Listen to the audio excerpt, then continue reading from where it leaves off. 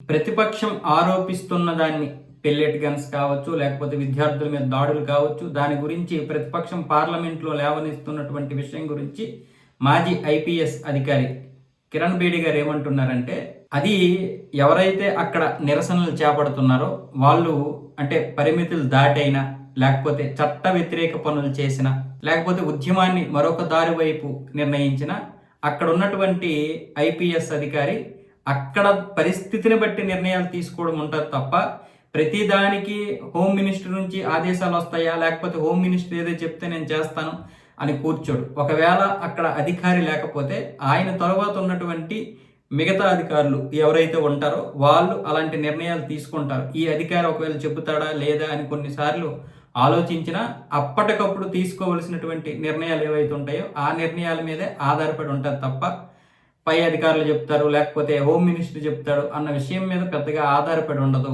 అని చెప్తున్నారు ఆవిడ. అంటే పెల్లెట్ గన్స్ ఏదైతే ఉపయోగించి ఇప్పుడు విద్యార్థుల్ని బాధించారు, విద్యార్థుల మీద దాడులు చేశారు అంటున్నారు. దాని గురించి ఆవిడ ఏం చెప్తుందంటే, అది అమిత్ షా మీదో, లేకపోతే ఇంకొక హోమ్ మినిస్టర్ మీదో, లేకపోతే ఇంకొకరి మీద పెట్టడం అనేది రాజకీయ దురుద్దేశమే తప్ప, అంటే నేను మాట్లాడితే రాజకీయాలు మాట్లాడతారేమో తెలియదు కానీ అది కరెక్ట్ కాదు. అంటే కాంగ్రెస్ హయాంలోనైనా సరే ఇలాంటివి ఎన్నో జరిగినప్పుడు అది హోమ్ మినిస్టర్ మీద పెట్టడం కరెక్ట్ కాదు అన్న విధంగా ఆవిడ మాట్లాడుతుంది. కాకపోతే ఇప్పుడు కిరణ్ బేడీని కూడా ఇప్పుడు బీజేపీకి సపోర్ట్ అని మాట్లాడతారు. సో ఈ విధంగా ప్రతిపక్షాలకి ఆవిడ చెప్తున్నారు. అంటే ఈవిడిని మీడియా అడుగుతుంటే ఈవిడ చెప్తోంది, అంటే పార్టీల పేరు ఎత్తకుండా జరుగుతున్నటువంటి పరిణామాలు ఎలా ఉంటాయి, అలాగే పోలీసుల మీద ఎలాంటి ఒత్తిడి ఉంటుంది.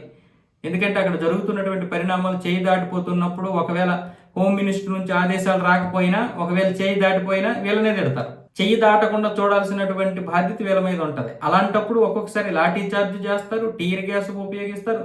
అంతకు మించితే ఇక పరిస్థితి పూర్తిగా చేయి దాటిపోయింది, పైగా అది దేశ రాజధాని కాబట్టి పెల్లెట్ లాంటి గన్స్ ఉపయోగిస్తారు. ఆ విషయాన్ని ఆవిడ స్పష్టంగా చెప్తున్నారు.